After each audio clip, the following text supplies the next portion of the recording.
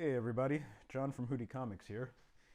Today I'm going to show you how I add word balloons into my cartoons digitally. I use the Path tool, and you could do that in Photoshop, but since I use Gimp, that's what I'm going to be using for our demonstration today. Alright, let's get to it. Okay, for this demonstration I'll be using this little doodle of myself that I did in a cafe with my brush pen and some crayons. There was some other junk around here that I deleted to get it out of the way, and I just plopped down some dummy text. And if you look at the layers dialog over here, you'll see that I made an extra layer for the balloons. That's transparency, and it's on top of the artwork. I like to keep the balloons on a separate layer. It just gives you more flexibility if you decide you need to move things around later or what have you. So normally what I like to do is place all of the text in the panel first, and move it around, get it where I want it, and sorry, that's not what I wanted to do. I wanted to grab the text layer, move it around, put it where I want it, and then when I'm happy with how the text flows around the characters, then I place the balloons.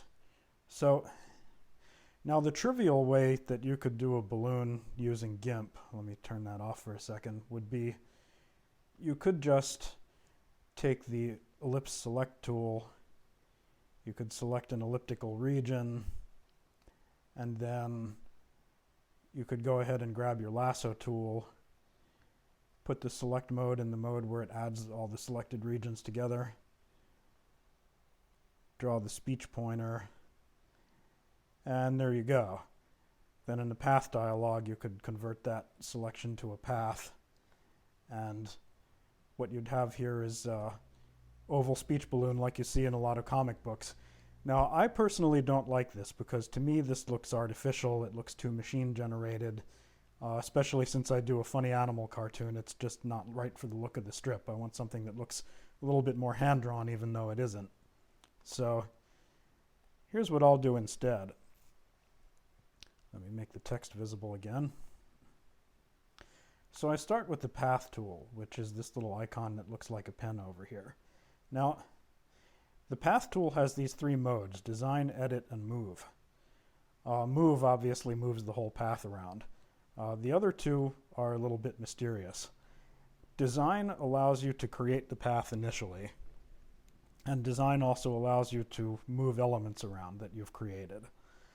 Edit allows you to add more elements after the fact, and that's going to be important. I'll show you what that's all I'll show you what that's all about in a second. So we start in design mode, and by trial and error I have learned that the best way to start is to draw a shape that's kind of like a tall skinny rectangle with this little tail on it for the pointer, and you hold down the control key to close the shape, and now we've got the starting step for a balloon.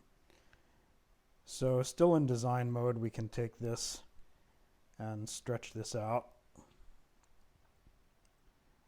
and I like to take the pointer and make that kind of curvy just because I think it looks cooler, and that's that. It looks pretty good, but what we want to do now, and what you'll want to do a lot of the time, is you'll want this thing to be more of a rounded square shape to accommodate the shape of the text rather than having it be just an oval like it is now. So we flip over to edit mode, and in edit mode you can add 4 more vertices at the corners, and you can stretch it out like that, make it more square. Go back to design mode, and you can move these elements around. Now there's one annoying thing about Gimp that you're going to have to work around, is when you've got a segment with both of the endpoints selected, it will not let you go back and just grab one. It insists on grabbing the whole segment. So if you just want to move this corner without moving this corner, you're going to have to go select something else to get out of that, and then select this again. And now you can just move this around independently.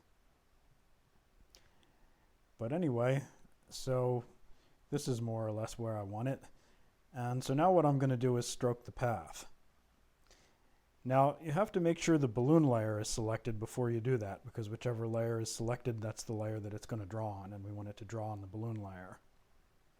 So now I'll stroke the path, solid color, and I'll do a 3-pixel line, and stroke. And there we have it, we've got a balloon. Now, you probably notice that there's a little artifact here. Let me blow that up so you can see that a little bit better. There we go. Now, for some reason, the stroking tool likes to put these little points on the ends of things. So after I'm done stroking the path, I like to grab my eraser. That's a little too big. Let me make that smaller. I like to grab my eraser, set the hardness to 100%, and make sure the dynamics are off. And I just go around and erase those little tails, just get rid of them.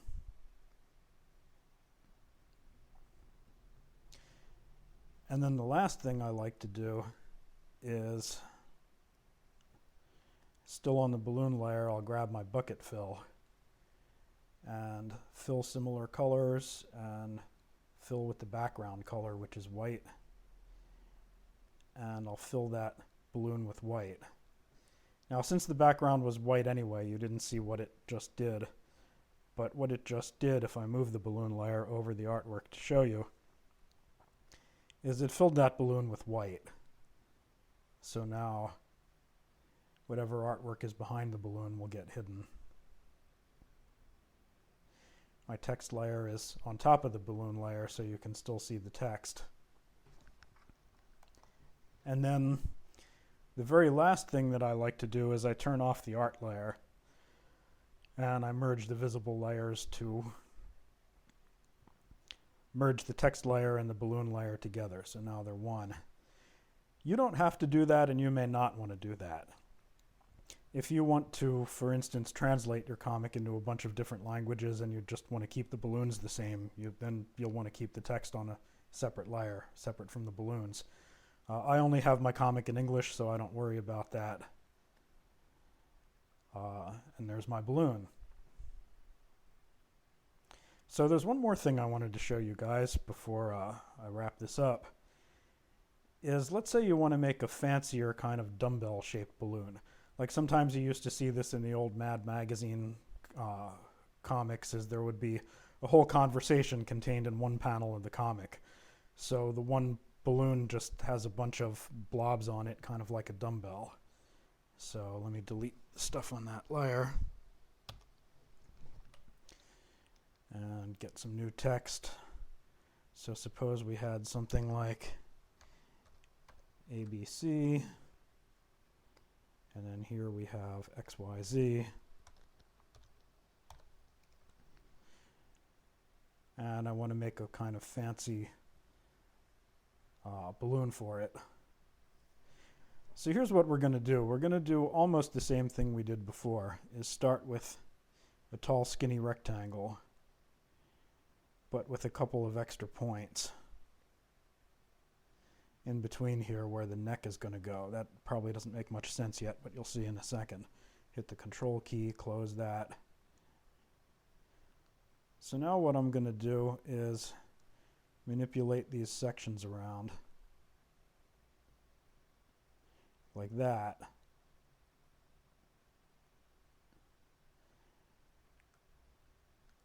And now I've got this kind of dumbbell-shaped balloon. And you can do this as many times as you like. You can make this as fancy as you want to. And what you'll get is a nice balloon that looks a little more hand-drawn and a little more organic and not quite so machine-generated. So that's all. I hope this video taught you something useful. And check out the Hootie Comics. They're updated every Sunday at hootiecomics.com. Thanks for watching, and I'll see you in the funny pages.